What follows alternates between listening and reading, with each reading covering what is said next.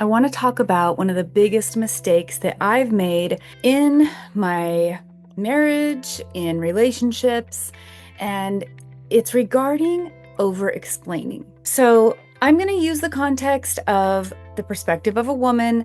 This could happen with men as well, but I really see a pattern of it happening in women because the way that women tend to use words and verbal expression is a little bit different. So I'm going to share it from that point of view.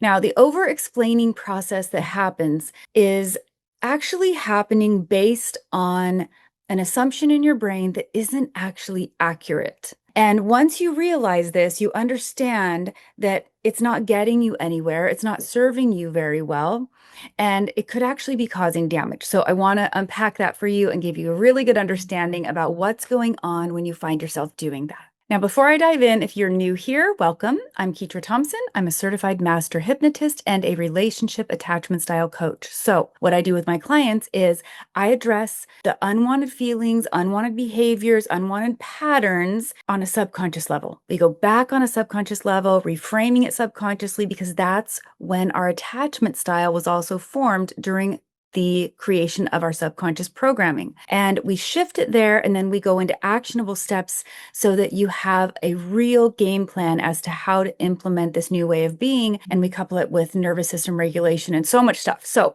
if you'd like to learn more, you can always check out the links in the description below, where you can set up a completely complimentary consultation call, and you and I can chat. And I can give you a recommendation based on your personal experience. So if you're a woman who is over-explaining a lot, like thinking, well, if I can just explain myself, if I can just help them see what I was feeling, what I was going through, what the situation was going on with it, or what the details were, I will get them to understand.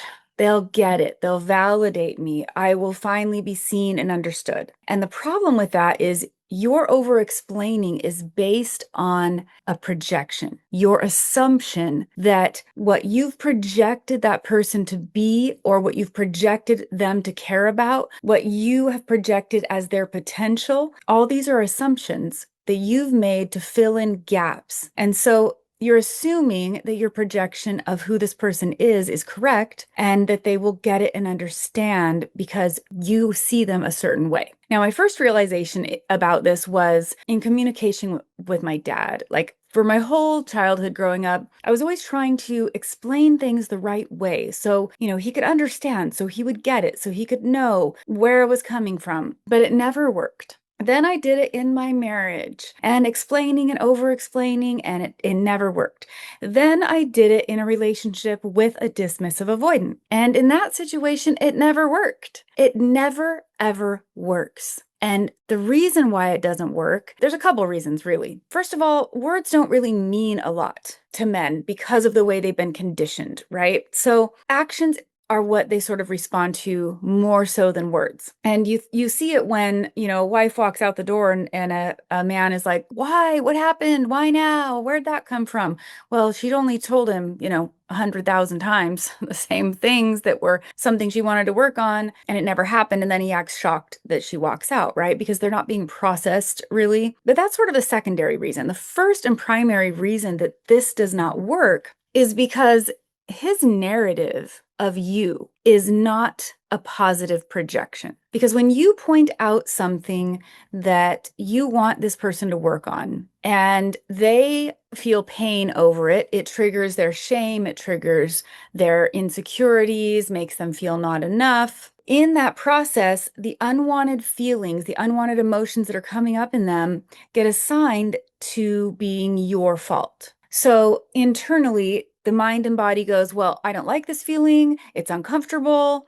It has to be that other person's fault. It's her fault that I feel this way. And then it starts creating a narrative to support its own self-protective behavior. So let's say the self-protective behavior that they present is critical and belittling, passive-aggressive, stonewalling, all of these things. They sort of know that these are damaging, but they justify it in their brain because they keep a mental list of all the wrongs that their partner has done. And they consider a wrong anytime a feeling they don't like comes up in your presence. So you can say it the right way. You can say it softly. You can choose your timing. You can use I statements. You can do all the things, play by all the rules, and still their narrative of you is creating a lens that sees you as the enemy. You are the enemy. You make them feel things they don't want to feel. You bring up fears in them they don't want to feel. You bring up expectations they don't know how to meet. And all of that creates a lens of them seeing you in a certain way. So that person's intention is not to understand. When you're over-explaining, your intention is to be understood, to create more connection from being understood, to have that other person validate your perspective so you can come closer. But that's not their goal. The other person's goal in a dynamic like this, where this is sort of an ongoing pattern where you feel like you have to always over-explain yourself, you feel that way because this is what's going on inside of them. I'm not saying every person has this issue, but I am saying this is that type of dynamic. So their intention is not to understand you. It's to validate their own narrative. So they are working very hard unconsciously to validate the narrative of you that they've created in their mind, that narrative that justifies them saying mean things, being rude, withholding affection, withholding praise, stonewalling, whatever. They have justified it in their mind because they cannot handle any more shame. So when you think you're going to over-explain and have them step into empathy to understand your perspective, all it does is send them down into a shame spiral. This happens especially with the dismissive avoidant, the conflict avoidant, and certainly anyone who has narcissistic tendencies. So you're not doing any good when you're over-explaining. What you're doing is you are triggering their old wounds, you're bringing attention to it, you're bringing light to it, and in the process, you are wearing yourself out because you're stressing about how to say it and when to say it and what did you say wrong and why can't I do this differently and maybe if I just shift this and that, it will drive you insane. So the first thing you need to realize is that your attempt to over-explain is based on old programming in you as well. The old programming that says, if I had just done X, Y, Z, I would have been accepted, probably by a parent. If I had just jumped through this hoop and that hoop and shown up in this way, I could have gotten the love that I needed, the support that I needed, the validation that I needed. Whatever that is, it's old programming in you, and you are still trying to fill that void by over-explaining in your relationships so that you can validate the little you inside that needs to be loved for who you are, not the performance that you put on. So you're trying to make sure they know that on the inside, your intentions are really good. And it just doesn't matter. It works against you. The more you try to fix and heal someone else, the more resentment they build toward you and the bigger the negative narrative in their mind becomes and the more they justify their behavior. Now, on the flip side of that, if you completely stop explaining anything and you never communicate your feelings, you're probably going to shut down. You're probably going to shut down emotionally, mentally, and it's a very painful process. So what do? You have got to release attachment to outcome. And we do this very strategically because we've got to reframe the subconscious programming that's making you think that if you overfunction and over-explain, everything will be fine. And we've got to put that in order and calm your nervous system so that you can let go of attachment to outcome. When we explain something to someone and we're over-explaining, we already have a hope inside of us of how they're going to respond. We're hoping they get it. We're hoping they say a certain thing. We're hoping for something. Once you're able to stop hoping for something, now you can express yourself in your truth honestly. So you're not shutting yourself down, shutting yourself up, and like pulling back into yourself.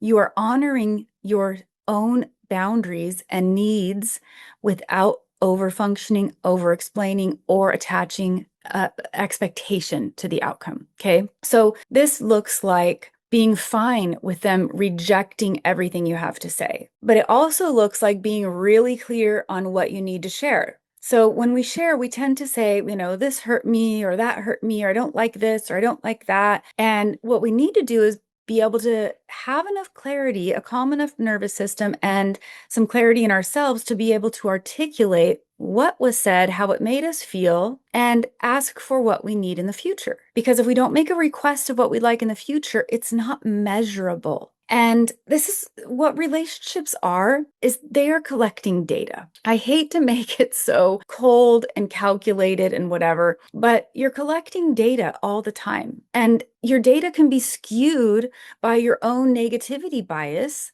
So we have to be careful how we collect data, and that we're clear-minded when we do it, and that we let go of the expectation. Because if their response isn't what we wanted, if we had a hope about their response and we're just crushed after, and we're assigning more meaning to our big feelings, we might not be collecting accurate data. If we can detach ourselves from the outcome and see that, okay, I've asked this, I've been clear, it's not changing. Now, what do I need to do to meet my needs to make sure I'm taken care of well and get the focus off trying to change the other person? So do you see what I mean when I'm like, we can't not say anything, because then we're in self-betrayal and we're shrinking down and we're shutting ourselves down, and we are just not going to feel good about any of that. And so we can't not say anything. And then we can't have the hope that they're going to give us a certain response. So we've got to let go of our projection of who they are. We've got to get to this place of being honest, clear, honoring what needs to be said and done, and releasing attachment to outcome. And if we can release attachment to outcome, we can collect enough clear data to make an educated decision about whether or not this person is willing to grow with us, if this person is an emotionally safe person. And so if you've done this in your past relationships and you don't want to do it in your future relationships, it's not about even your current relationship. Okay, let's say you're still in a relationship that you want to stop this pattern. It is not about you taking my talking points and applying them like a robot and mimicking the right communication styles or any of that. What it's about is reframing the subconscious programming that is driving over 95% of everything you think, feel, and do. It is old programming. It has been there forever. And the only way to reprogram that is in the hypnotherapy process. That's when we have access to the subconscious mind. So we've got to do that. We've got to calm and regulate our nervous system so that we can think clearly, so we're not going into fight or flight and then losing our cognitive functions. And then we've got to have some strategic implementation plans that are actively, daily meeting our own needs, having awareness of our needs, understanding what our feelings and emotions are telling us so we can meet our needs, so we don't get so desperate for other people to meet our needs. Because when we are filling ourselves up with that level of emotional safety and support, now we aren't desperate for a certain outcome. We're fine if they don't give us the outcome we're looking for. It might hurt, we might be sad, we might grieve the relationship, but we can walk away. And we can also meet our own needs in different ways. We can at least have the clarity to know whether we really want to walk away or we don't. So it's really important that you do the deeper work instead of just the tips and tricks and the talking points that so many give. Like, oh, just say this. Oh, do that. Oh, wait 4 hours to respond. Oh, whatever. No, that's exhausting. It's manipulative, which in some cases is not a terrible thing, but it's not real healing.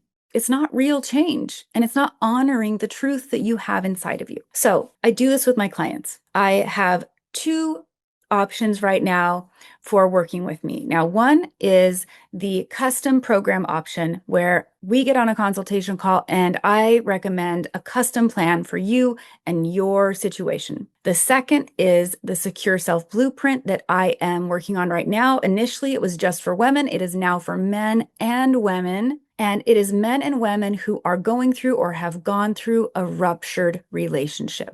What does that look like? That is divorce, end of a long-term relationship, a discard, a sudden breakup. Maybe you're even in a marriage and you can tell it's falling apart and you only have a limited amount of time to turn things around. It's a rupture in your relationships that has caused you pain, rumination, regret, and now you either don't know how to fix the relationship you're in, or you don't know how to keep this from happening again. You don't even know how to feel hopeful for the future again. You don't know how you can imagine being with someone else. You don't know how you would show up differently if you were with someone else. And so in that program, we do these processes that I talked about today, the hypnotherapy work, the calming of the nervous system, and the strategic implementation that is based on your experiences, your history, your wants, your needs. So you can check all of that out in the link below. As always, I really appreciate it if you also click like and subscribe so you can be notified every time I post a new video, because when you click subscribe,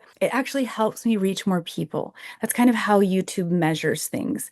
And so I really, really appreciate it when you do that. And so, of course, thank you so much for listening. And I hope this was very helpful for you. I hope that it gives you a little bit of clarity and helps you stop overfunctioning and take your power back. And if you need help doing that, I'm always here.